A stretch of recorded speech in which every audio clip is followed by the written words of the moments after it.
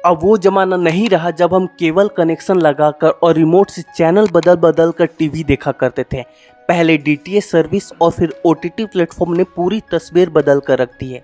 आपको pocket friendly कीमत पर इतना एंटरटेनमेंट मिल रहा है कि आप देखते देखते थक जाए पर कंटेंट खत्म ना हो। पहले जहां इक्का दुक्का ओटीटी प्लेटफॉर्म थे, अब ये बढ़कर 1 दर्जन से ज़्यादा हो गए हैं और इस कंपटीशन की वजह से यूजर्स की मौज हो रही है क्योंकि सब्सक्रिप्शन की कीमतें घटने लगी हैं।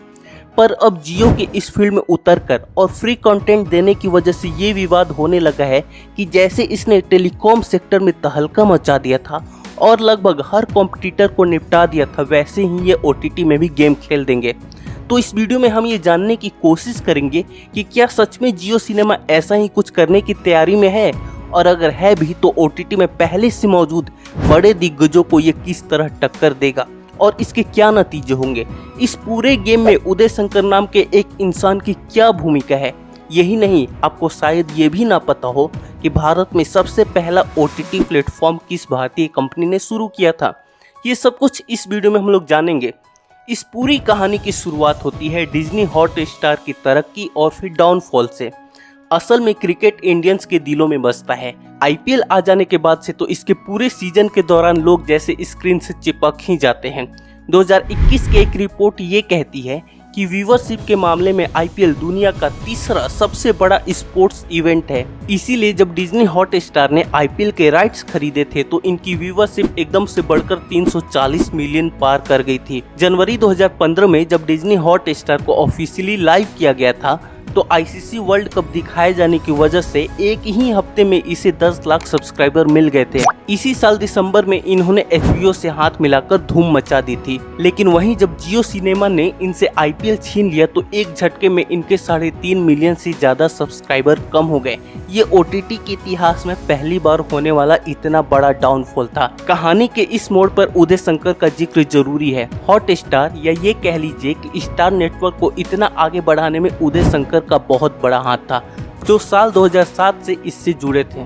इनकी स्ट्रेटेजी और प्लानिंग इतनी जबरदस्त होती थी कि इन्होंने स्टार को 4000 करोड़ से 20,000 करोड़ की कंपनी बना दिया। लेकिन 2018 में हायर मैनेजमेंट बदला तो उदय का इनसे टकराव होने लगा। 1-2 साल खींचने के बाद उदय ने स्टार को अलविदा कहकर जियो सिनेमा से हाथ मिला लिया, जिसके बाद जियो सिनेमा दिन दूनी रात चौगनी तरक्की कर रही है। उदय ने यहाँ भी अपने उसी स्टाइल में काम करना जारी रखा। इन्होंने एचबीओ, डिस्कवरी और आईपीएल के पूरे राइट्स खरीद लिए। आपकी जानकारी के लिए बता दें कि True Bloods, Game of Thrones, Succession, Top Gear, Deadliest Catch जैसे दुनिया भर में देखे जाने वाले शो इन्हीं नेटवर्क के हैं। अब इन नेटवर्क पर मिलने वाला कंटेंट जब जियो के अलावा कहीं नहीं मिलेगा तो लोग अपनी सब्सक्रिप्शन बदलेंगे ही। और तो और उदय ने लगभग हर टॉप के राइटर, एक्टर, डायरेक्टर, प्रोड्यूसर वगैरह के साथ इस तरह से कांटेक्ट करना शुरू कर दिया है कि वो एक तय समय जैसे 2 या 3 साल तक के लिए जियो सिनेमा के अलावा कहीं दिखाई नहीं देंगे। एक इंटरव्यू में उदय शंकर ने बोला था कि हमारा कंपटीशन ओटीटी से है ही नहीं, हम तो टीवी से कंपटीशन कर रहे हैं। हमारे प्लेटफॉर्म पर हर वो चीज़ है जो टीवी पर मिलती है, यानी फिल्में, serial, music, science, knowledge, cartoon वगैरह। तो लोगों को टीवी की ज़रूरत ही क्यों पड़नी चाहिए। इसके अलावा और भी कुछ ऐसे कदम उठाए गए जो जियो सिनेमा को एंटरटेनमेंट का बादशाह बनाने की तैयारी दिखाते हैं, जैसे वाईकॉम के साथ हाथ मिलाकर उनके सारे स्पोर्ट्स राइट ले लेना। यही वजह थी कि जियो सिनेमा पर फीफा 2022 फ्री में दिखाया जा सका। फ्री होने की वजह से ज़्यादा लोगों ने इसका फ़ायदा उठाया।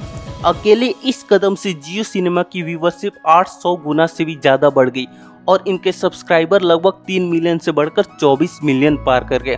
इसके बाद फ्री में दिखाएगा वुमेन प्रीमियर लीग, जिसने जियो सिनेमा को और आगे बढ़ाया। अब देखिए आईपीएल ने जियो सिनेमा को कितना फ़ायदा पहुँचाया।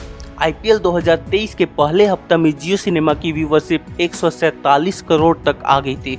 आज की तारीख में जियो के पास 2027 तक आईपीएल के राइट्स है, यानी आईपीएल देखना है तो बस जियो सिनेमा पर देखिए।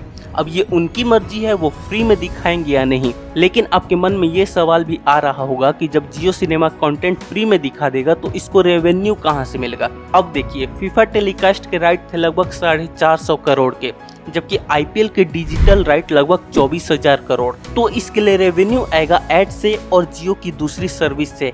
यानी हो सकता है कि आगे ये कंडीशन जुड़ जाए कि अगर आपको जियो सिनेमा देखना है तो आपके पास जियो सिम सेट टॉप बॉक्स या इंटरनेट कनेक्शन होना चाहिए। ऐसी कंडीशन लगाने की लिबर्टी तो डिज्नी हॉटस्टार या नेटफ्लिक्स जैसे प्लेयर्स के पास भी नहीं है। रिलायंस की कोशिश हमेशा यही रहती है कि किसी भी तरीके से मार्केट को कैप्चर कर लिया जाए। आपको याद ही होगा कि जब जियो ने टेलीकॉम सेक्टर में एंट्री की थी तो फ्री सर्विस देकर पहले से चल रहे ऑपरेटर्स के बने बनाए ग्राहकों को अपनी तरफ खींच लिया था।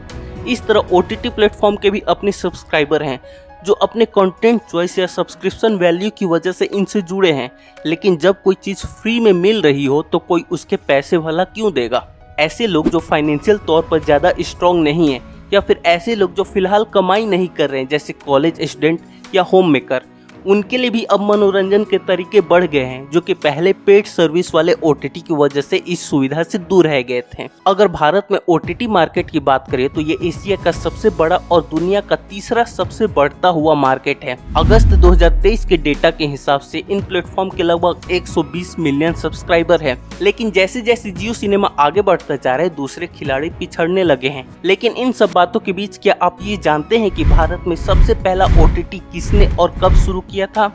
भारत का सबसे पहला OTT प्लेटफॉर्म था बिग फिक्स। ये रिलायंस एंटरटेनमेंट ने शुरू किया था। ये साल 2012 में शुरू हुई मूवी ऑन डिमांड सर्विस थी। भारत में फिलहाल OTT के मार्केट में काफी कंपटीशन है।